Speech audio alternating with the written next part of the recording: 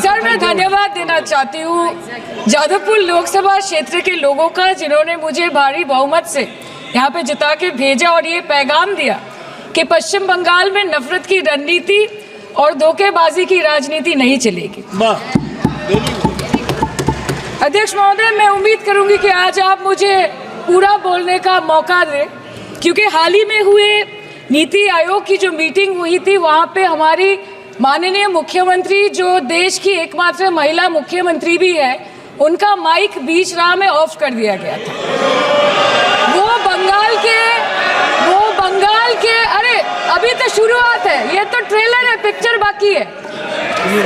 अध्यक्ष महोदय, मैं आपसे ये बोलना चाहती हूँ कि वो बंगाल के हक के लिए यहाँ पे सवाल उठाने आई थी, वो बंगाल के लोगों की बात रखने यहाँ पे आई थी, लेकिन उनका माइक ऑफ कर दिया गया। आपके माध्यम से मैं इस सदन में उपस्थित वहाँ जो बैठे हैं माननीय सदस्य, कोई भी घटना को सर एक लाइन आपका डिलीट करेंगे सर, एक लाइन सर, मैं यही बताना चाहती हूँ कि बंगाल के लोगों का, आगे जाके बंगाल के लोग आपके पार्टी की माइक ऑफ कर देंगे। बस एक चुनाव बाकी, आप देख लीजिएगा। Sir, all India Trinamool Congress इस सदन और इस देश का थर्ड लार्जेस्ट ऑपोजिशन पार्टी है, और हम आपसे धन्यवाद हम आपको देते हैं कि आपने हमको रेलवे, स्वास्थ्य, शिक्षा और आज ये पशुपालन जैसे महत्वपूर्ण विषय पे चर्चा करने का मौका दिया। लेकिन तृणमूल कांग्रेस आगे जाके देश के हर महत्वपूर्ण मुद्दे पे बात करेगा, चाहे वो चीन का अनैतिक रूप से इस देश में प्रवेश हो या वो 700 से ऊपर आंदोलन जीवी किसानों की। माननीय सदस्य, आप पहली बार बोल रही हैं, मैं आपको हस्तक्षेप नहीं करना चाहता, लेकिन जिस अनुदानों की मांगों पर चर्चा सर अभी आ रहे हैं, सर नीट के घोटाले से लेके जीएसटी के बोझ तक, एयरपोर्ट की छत टूट जाने से लेके रेल पटरी से छूट जाने तक, तृणमूल कांग्रेस के सदस्य, हर सांसद देश के हर गंभीर मुद्दे पर चर्चा करेंगे। बस यही आपको बोलना था। रिस्पेक्टेड सर, महामती मानुष is the Magna carta of the governance of West Bengal and our party, and I feel truly honored that today I've been given the opportunity to talk on a ministry which is intrinsic to the Mahamati Manush of the country. हमारे किसान अपनी मवेशी को, अपनी फसल को माँ की तरह पूछते हैं, जिस खेत में वो हल चलाते हैं उस जमीन को नमन करते हैं। But does this major sector get support from the government? Sir, Indian agriculture supplies around 58% of India's livelihood and is a principal source of income for half of the population, accounting for 17 to 18% of the country's GDP. 70% of India's rural poor depend on livestock and farm animals. But does this sector get what it deserves? इसका जवाब अगर आप देश के किसान से पूछेंगे तो वो आपको यही बात बोलेंगे कि चाय से शुरू हुई थी सरकार और गाय पे अटक गई, और विकास की मौसी 10 साल में रास्ते में भटक गई।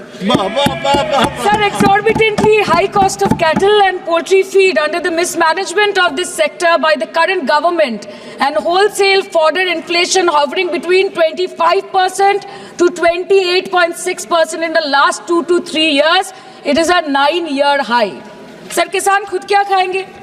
अपने परिवार के लोगों का खिलाएंगे? अपनी गाय, भैंस, भेड़, बकरी को क्या खिलाएंगे?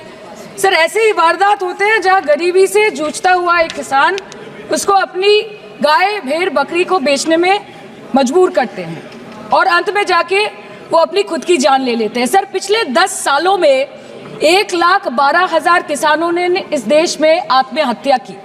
एनसीआरबी की एक रिपोर्ट के अनुसार 10 साल में हर दिन इस देश में एवरेज में 30 किसान हर दिन अपनी जान ले लेते हैं। सर, इस देश के लोगों का यही है किस्सा कि जिसको जिताया वो राजा की तरह जाएगा और जिन्होंने जिताया वो फकीर की तरह। ये जगह मेरे लिए बहुत नई है, मैं एक नई सांसद हूँ, मगर मुझे इस बात का आभास है कि ये जो 18वीं लोकसभा है ये कोई सामान्य लोकसभा नहीं है। इस लोकसभा का जो चुनाव हुआ है उसमें हमारे जो शीर्ष नेतृत्व हैं, हमारे माननीय प्रधानमंत्री श्री नरेंद्र मोदी जी ने लगातार तीसरी बार प्रधानमंत्री बनकर पिछले 60 सालों का जो रिकॉर्ड तोड़ा है, उसके लिए हम सब उन्हें जो है वो हार्दिक बधाई देते हैं। साथ ही बधाई के पात्र हैं हम सब भारतीय जनता पार्टी के लोग, जिन्हें ये सौभाग्य प्राप्त हुआ। और मैं ये भी मानती हूँ कि हमारे भारतवर्ष की जनता, जिन्होंने एक स्थिर, सहज और सफल सरकार को चुना है और एक संकल्प को चुना है, वो भी बधाई के पात्र हैं। महोदय जी, हम सब जानते हैं कि आज से 10 साल पहले हमारे देश की अर्थव्यवस्था का क्या हाल था।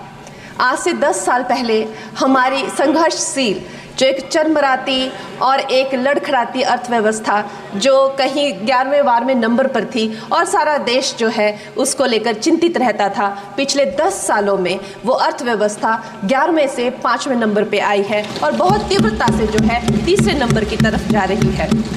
ये जो 2024 का बजट है, ये सब वर्गों को जो है वो शक्ति प्रदान करने वाला बजट है।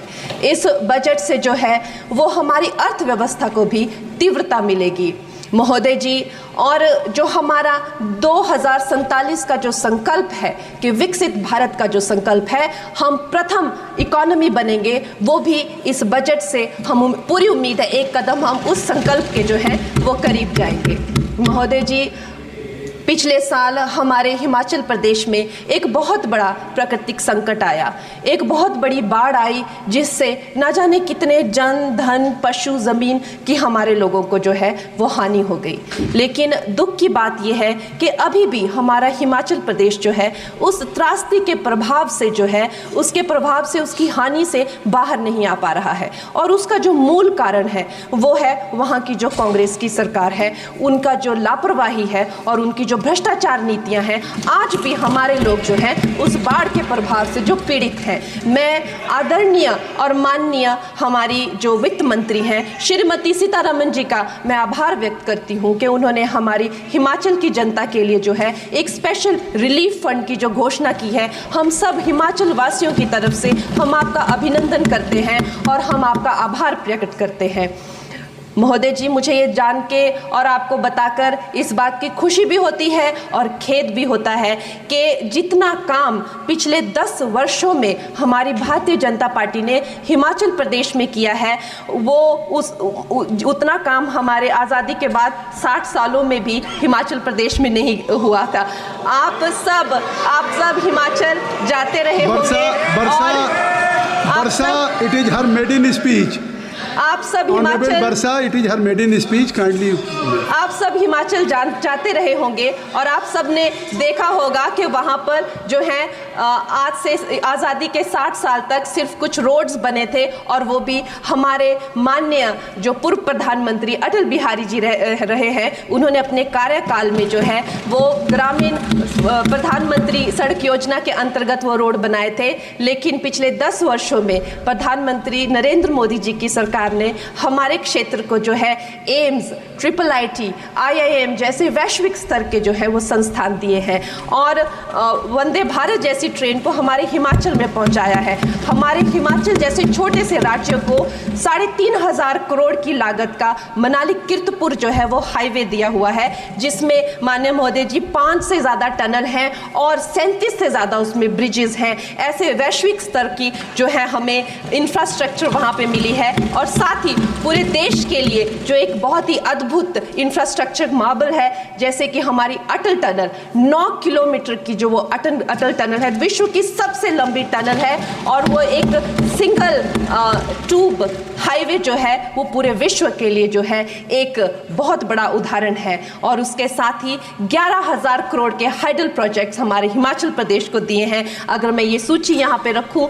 तो शायद आप लोगों का बहुत वक्त जो है इसमें लग जाए, लेकिन लाखों लाभार्थी जो है वो चाहे मुफ्त राशन हो, चाहे PM की जो है वो मकान हो या आयुष्मान हो, हमारा हिमाचल प्रदेश एक ऐसे राज्य है जो पूरी तरह से शौच फ्री है और वहाँ घर घर घर में जो है वो गैस चूल्हे का कनेक्शन लगा है। एक भी माता, एक भी बहन गैस चूल्हे के कनेक्शन के बिना नहीं है। और मेरा ये जो सौभाग्य है 18वीं लोकसभा में महोदय जी, मेरा ये सौभाग्य है कि जब मैं यहाँ पे आई थी तब महिला आरक्षण बिल, जो राजनीति में महिलाओं को जो है 33% आरक्षण देता है, वो बिल भी पारित हुआ था। तो मेरे लिए बड़ी ही ये सौभाग्यशाली जो है 18वीं जो लोकसभा है। और मैं ये कहना चाहूँगी कि